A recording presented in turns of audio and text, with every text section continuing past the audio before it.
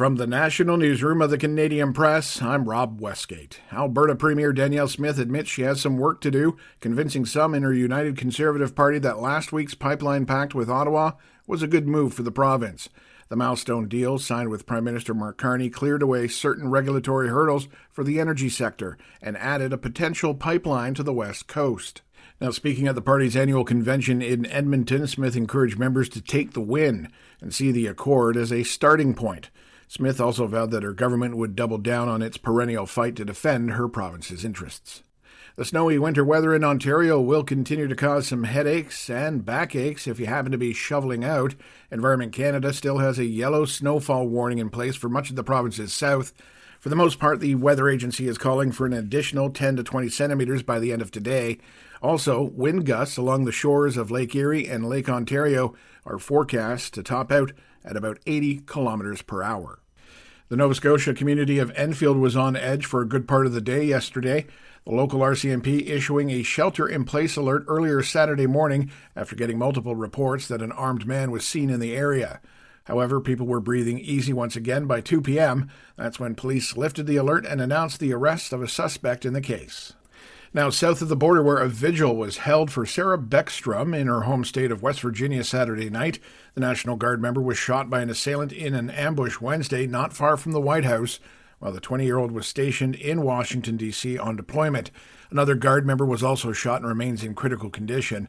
West Virginia Governor Patrick Morrissey was in attendance, telling all present the entire state is a family in mourning. Bound by grief, but to honor the life, the courage, and the spirit of Sarah Beckstrom. Meanwhile, more charges against the 29-year-old suspect are pending, U.S. President Donald Trump describing the shooting as a terrorist attack.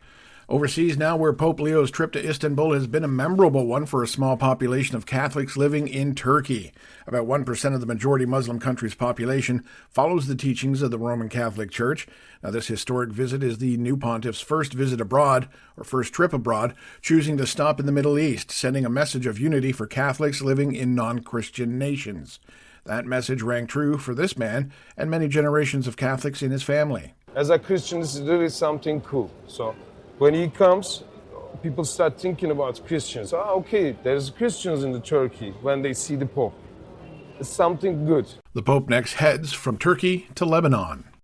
And finally, 5 people have died in a blaze that ravaged a home in a small town in eastern France. Local authorities say an investigation has been launched after 70 firefighters and about 40 vehicles were needed to tackle the overnight fire.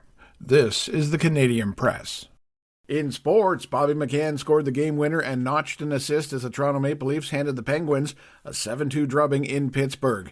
A mirror image result for the Montreal Canadiens, who fall 7-2 at the hands of the Colorado Avalanche. A much-needed win for the Winnipeg Jets as they down the Predators 5-2 in Nashville, the result snapping Winnipeg's 4-game losing skid. Meanwhile, the Edmonton Oilers shut out the Seattle Kraken 4-0, and the Vancouver Canucks end up on the wrong side of a 2-1 shootout decision, falling to the LA Kings. Over in the NBA, the Toronto Raptors' 9-game winning streak has come to an end. The Charlotte Hornets stinging the Raps 118-111, Toronto losing for the first time since November 8th.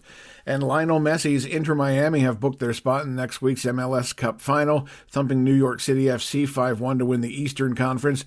The Vancouver Whitecaps dispatching San Diego FC 3-1, taking the West. The two teams will meet up in the big game on December 6th. From the Canadian Press, I'm Rob Westgate. Thanks for listening. Don't forget to follow and subscribe. For more of today's top stories, visit thecanadianpressnews.ca.